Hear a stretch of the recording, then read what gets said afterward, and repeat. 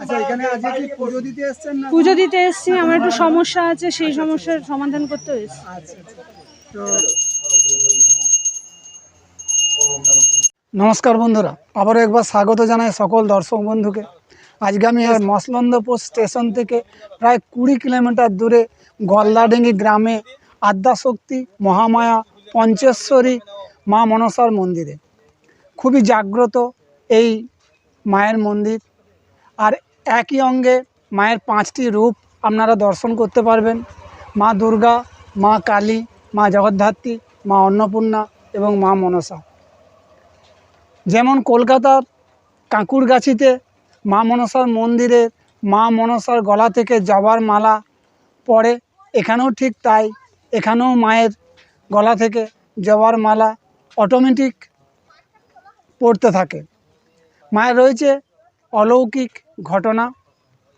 বহু দূর দূরান্ত থেকে ভক্তরা মায়ের কাছে আসে তাদের নানা রকম সমস্যা নিয়ে। মা তাদের সমস্যার সমাধান করেন। তো এই মায়ের মন্দির কিভাবে আসবেন, কখন আসবেন, মন্দির কখন খোলে, সমস্ত তথ্যই থাকছে আজকের এই ভিডিওতে। তাই ভিডিওটা শেষ পর্যন্ত দেখবেন, আমার মনে হয় ভালো লাগবে। আর ভালো লাগলে লাইক, শেয়ার, কমেন্ট এবং মুখার্জি ব্লগ চ্যানেলটি সাবস্ক্রাইব করতে ভুলবেন না কিন্তু। তো তাহলে চলুন যাওয়া যাক সেই পঞ্চেশ্বরী মায়ের মন্দিরে। মচলন্দপুর স্টেশনের 2 নম্বর প্ল্যাটফর্মে। আমি শিয়ালদা থেকে বনগাঁ লোকাল ধরে মচলন্দপুর স্টেশনের 2 নম্বর প্ল্যাটফর্মে নামলাম। 2 নম্বর প্ল্যাটফর্মে নেমে বাঁ দিক দিয়ে বাইরে বেরিয়ে ওখানে অটো অথবা ম্যাজিক ভ্যান ধরে যাব তেঁতুলিয়া। আর আপনারা যদি বনগাঁ দিক থেকে আসেন তাহলে 1 নম্বর প্ল্যাটফর্মে নেমে ওখান থেকে এই যে ফুটওভার ব্রিজ দেখছেন, এই ফুটওভার ব্রিজ ধরে 2 নম্বর প্ল্যাটফর্মে এসে বাইরে বেরিয়ে একদম স্টেশনের গায়েই অটো অথবা ম্যাজিক ভ্যান ধরে যেতে হবে তেঁতুলিয়া। তো মচলন্দপুর স্টেশনের 2 নম্বর প্ল্যাটফর্মে নেমে এইটা দিয়ে বেরিয়ে আসেন। বেরিয়ে এসে 2 নম্বর প্ল্যাটফর্মে গায়ে এই যে ম্যাজিক ভ্যান বা অটো দেখা যাচ্ছে, এইগুলো ধরেই যেতে হবে কিন্তু প্রথমে তেঁতুলিয়া। তেঁতুলিয়াতে নেমে আবার ওখান থেকে অটো বা টোটো ধরে যেতে হবে। তো চলুন দেখা যাক কত ভাড়া নেয়, কতক্ষণ টাইম লাগে এবং তেঁতুলিয়া যেতে কত কিলোমিটার রাস্তা। তেঁতুলিয়া যাবেন? অবশ্যই তেঁতুলিয়া যাব। তেঁতুলিয়া মচলন্দপুর থেকে তেঁতুলিয়া 25 টাকা ভাড়া আছে। কত কিলোমিটার রাস্তা হবে? 14 কিলোমিটার রাস্তা হবে। 14 কিলোমিটার? হ্যাঁ। আর কতক্ষণ টাইম লাগবে?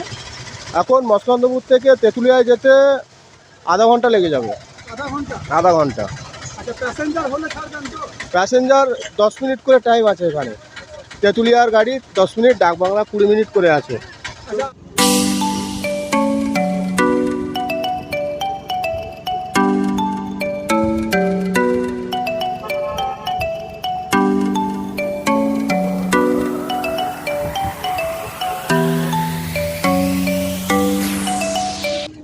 তো বন্ধুরা, আমি মচলন্দপুর স্টেশনে নেমে 2 নম্বর প্ল্যাটফর্ম হয়ে বাইরে বেরিয়ে ওখান থেকে ম্যাজিক ভ্যান ধরে এলাম এই তেঁতুলিয়া মোড়। এটা হলো তেঁতুলিয়া মোড়। আর এখানে এসে এই যে অটো দেখতে পাচ্ছেন, এই অটোগুলোই কিন্তু যাবে গলদাডিঙ্গি জাগ্রত মনসা দুর্গা মন্দির। এখানে জন পিছু ভাড়া নেবে 20 টাকা, টাইম লাগবে 15 মিনিট। আর এখানে সময় হলেই ছেড়ে দেবে, যে প্যাসেঞ্জার হতে হবে এমন কোনো ব্যাপার নেই, টাইমে ছাড়ে এটা। তাহলে চলুন যাওয়া যাক। তো আমি এই রাস্তাটা হয়ে এলাম, এই রোডটা হয়ে এসেই এই দিকে ঢুকতে হবে। এই যে সামনেই দেখছেন মা মনসা দুর্গা মন্দির।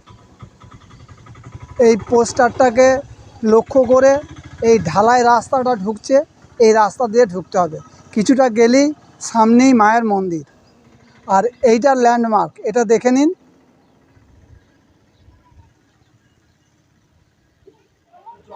পৌঁছে গেলাম আদ্যাশক্তি মহামায়া মা মনসা মন্দিরে।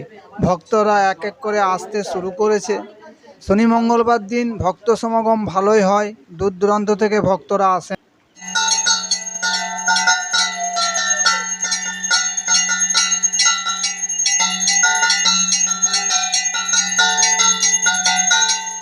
কেমন আছেন বলুন?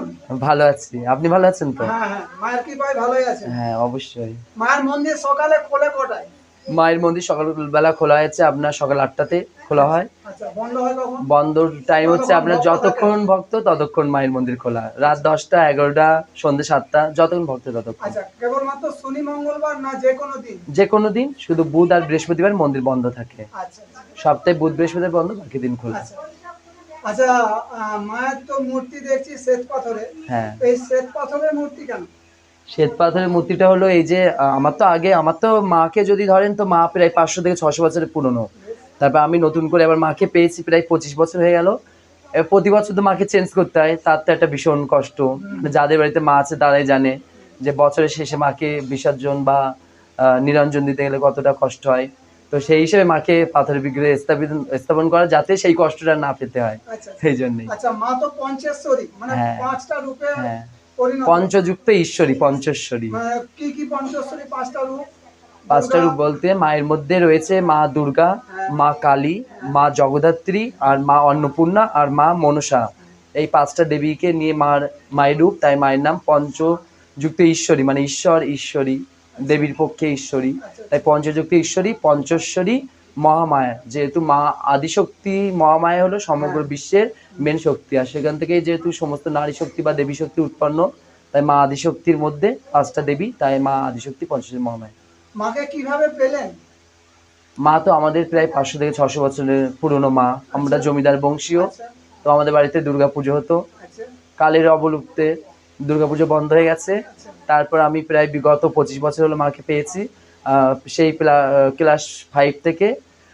তারপর হঠাৎ করে একদিন মা আমার উপরে আবির্ভাব ঘটলো। তবে মা নিজেই বললো যে আমি এই জমিদার বংশের, আমি কুলদেবী, তো আমাকে নতুন করে আবার পুনঃপ্রতিষ্ঠা কর, সবই মঙ্গল হবে।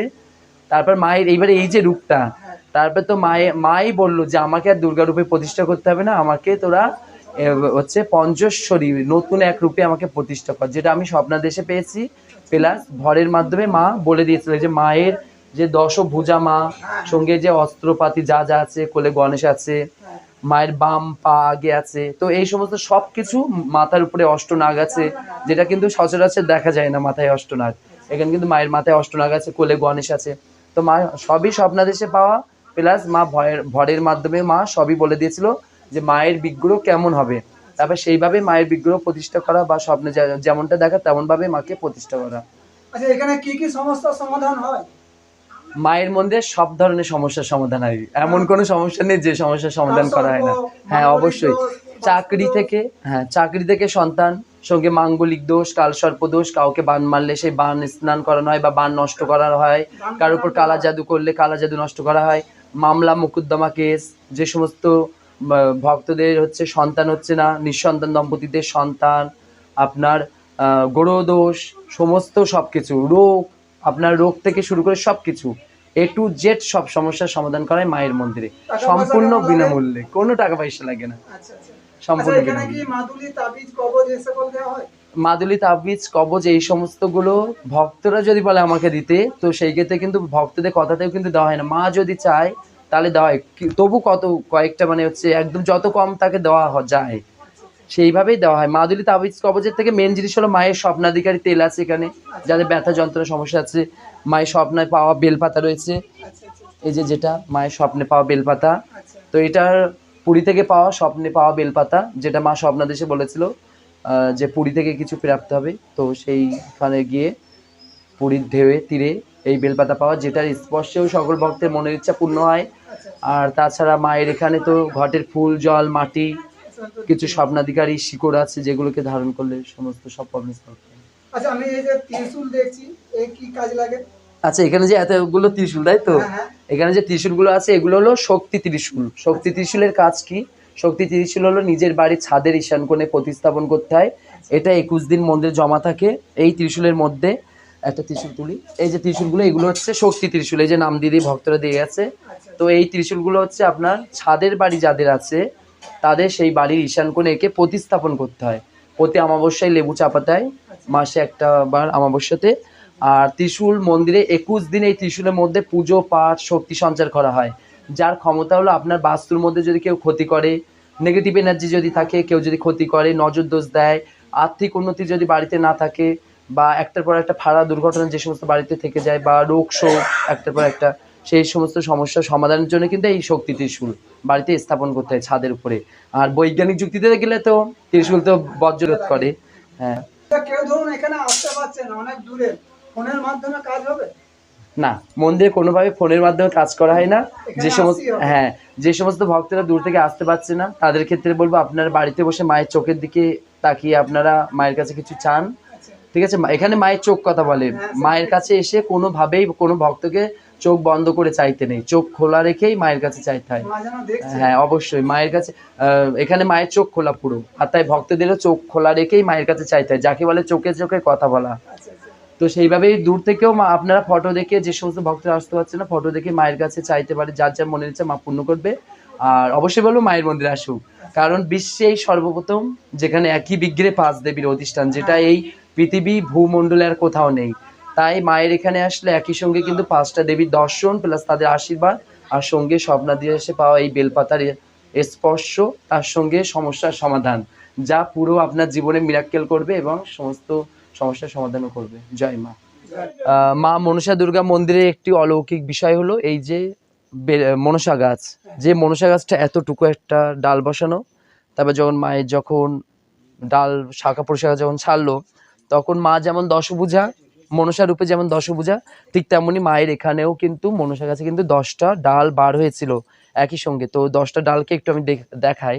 এই যে এখানে একটা ছোট ডাল আছে, এটা একটা, এই যে এই ডালটা, এটা 2টো, এটা 3টে আছে, এই যে ছোট্ট একটা ডাল, এটা 4টে, এটা 5, এই ডালটা আছে, এটা 6টা, এই যে একটা বড় ডাল, এই ডালটা, এটা 7টা, এই যে একটা বিশাল ডাল, এটা কিন্তু 8 নম্বরের ডাল, তার থেকে তো আবার শাখা প্রশাখা হয়েছে, এটা 8টা। আর এই যে একদম এক হাত মতো একটা ছোট ডাল, এটা হলো 9 নম্বর। আর এই যে নিচে একটা রয়েছে, এই যে এখানে, এটা হলো 10। তাই মা যেমন এখানে অলৌকিক, আর যা এই পৃথিবী ভূবর্ষে কোথাও নেই, ঠিক তেমনি মায়ের মনসা বৃক্ষ 10 ভুজা। তাই এখানে আসলে সকল ভক্তের সব ধরনের মনের ইচ্ছা পূর্ণ হয়। আর মায়ের কাছে তো আপনাদের যা যা চাওয়ার আছে আপনারা এসে চান, মাকে দর্শন করুন, চোখে চোখে কথা বলুন, দেখবেন আপনাদের প্রবলেম সলভ হবে। আর না আসতে পারলে দূর থেকে আপনারা নিজেরাও মাকে চোখে চোখ রেখে কথা বলুন, দেখবেন আচ্ছা, ভক্তদের উদ্দেশ্যে কি বলবেন? সকল ভক্তদের উদ্দেশ্যে তো একটা কথা, মায়ের মন্দিরে আসুন, নিজেরা এসে মায়ের চোখের দিকে তাকে নিজেদের প্রবলেম বলুন, আর সবাই ধৈর্য নিয়ে ভক্তি, বিশ্বাস আর ভালোবাসা নিয়ে আসুন। দিদি ভাই বাড়ি কোথায়? হাবড়ায়। এই প্রথম এলেন? হ্যাঁ, কোথায় কিভাবে জানলেন যে এখানে মা? ওই ইউটিউব চ্যানেল দেখেই এসছি। ইউটিউব চ্যানেল দেখে? হ্যাঁ। এসে কি মানে কিরকম মনে হচ্ছে যে খুব ভালো লাগছে, মায়ের কাছে এলে?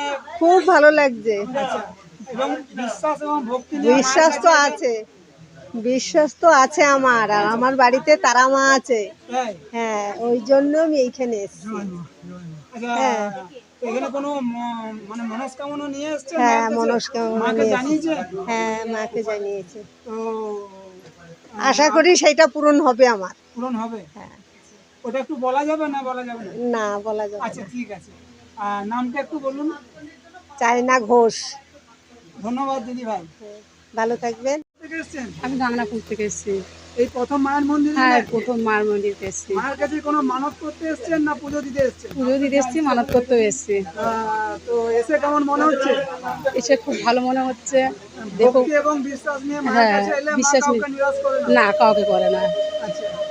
আর কি করে জানলেন যে এখানে জাগ্রত আমি মা আছে? ফেসবুক দেখে এসেছি এখানে। ফেসবুক দেখে? হ্যাঁ, ফেসবুক দেখে এসেছি। দিদি ভাইয়ের নামটা একটু বলুন। আমার নাম সরস্বতী গাঙ্গুলি। ধন্যবাদ দিদি ভাই। তো বন্ধুরা, আপনারাও আসতে পারেন এই মায়ের মন্দিরে। একই অঙ্গে 5 রূপ, 5 মায়ের আপনারা আশীর্বাদ পেয়ে যাবেন মাকে দর্শন করে। এবং বাড়ির থেকে সকাল সকাল বেরোবেন, যারা দূর থেকে আসবেন। এখানে শনি মঙ্গলবার দিন ভিড় হয়, বহু ভক্তের সমাগম হয়। তাই বাড়ির থেকে তাড়াতাড়ি বেরিয়ে আসুন এখানে, তারপর এখান থেকে আবার তো বাড়ি ফিরতে হবে। তো যাই হোক, আজকের ভিডিও কেমন লাগলো অবশ্যই কমেন্ট করে জানাবেন। আর ভালো লাগলে একটা লাইক করে সাথে থাকবেন এবং একটা সাবস্ক্রাইব করে পাশে থাকবেন। তো আবার দেখা হবে পরবর্তী অন্য কোথাও, অন্য কোনো দিন, অন্য কোনো নতুন ভিডিওতে। ভালো থাকবেন, সুস্থ থাকবেন। তাহলে আজ এই পর্যন্তই, টাটা।